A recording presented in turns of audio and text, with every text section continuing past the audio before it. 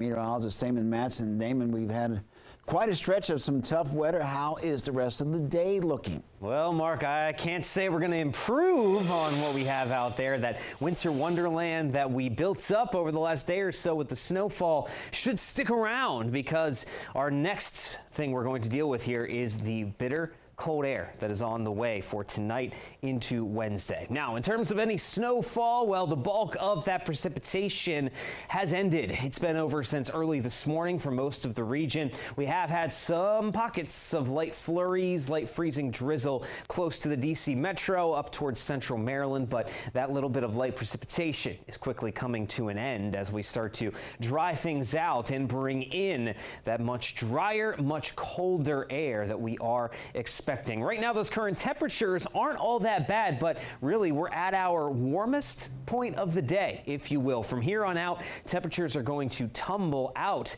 of the upper 20s and lower 30s as we really start to feel that cold air rush in on these winds that are starting to pick up. We're already experiencing some breezy winds of 10 to 20 miles per hour, and that's already producing a wind chill factor, a feels like temperature down in the teens, including in D.C., where that wind chill currently is at 19 degrees. But this is just the start, folks, and this is where this is all coming from. Look at how cold it is across the upper Midwest into the Great Lakes. These are air temperatures. It is 0 degrees right now in Chicago, only 3 degrees in Minneapolis, and 7 in Indianapolis there. We're right on the edge of this Arctic air. We should not see temperatures get that low, but we certainly will see wind chill values get that cold as we go into the overnight hours tonight. We already have wind chill advisories across the mountains of western Maryland, West Virginia, and in the Blue Ridge there across Virginia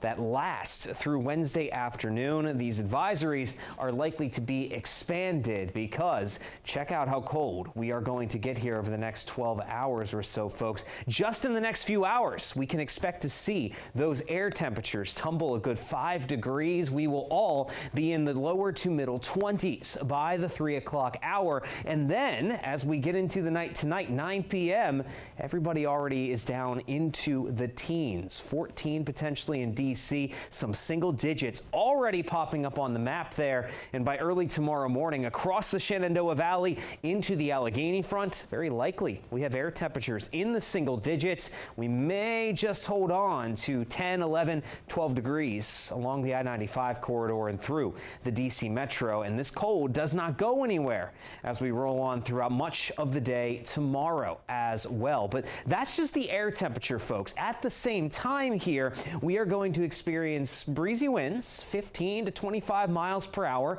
over the next couple of days. Not the windiest we have ever been, but that is all you need to start to really drop that wind chill value in that cold air. Here we are, 3 p.m. Those wind chill values starting to drop into the single digits, and already by 7 p.m. tonight, we could have feels like temperatures in the D.C. metro hovering around 5 degrees. Those wind chill values just below 0 the more west that you go. And by the time we get through the middle of the night into early tomorrow morning, most of us will have those wind chill values down around 0, if not well below 0. Look at Kaiser, 7 a.m. tomorrow morning, 14 below. Woodstock, 11 below 0 with that wind chill factor. So, folks, this is bitter, bitter cold. Be ready to grab all of the gloves, the hats, bundle up the best you possibly can. This is going to be the coldest blast of air we've seen all season long. We warm up a little bit on Thursday, and then our next concern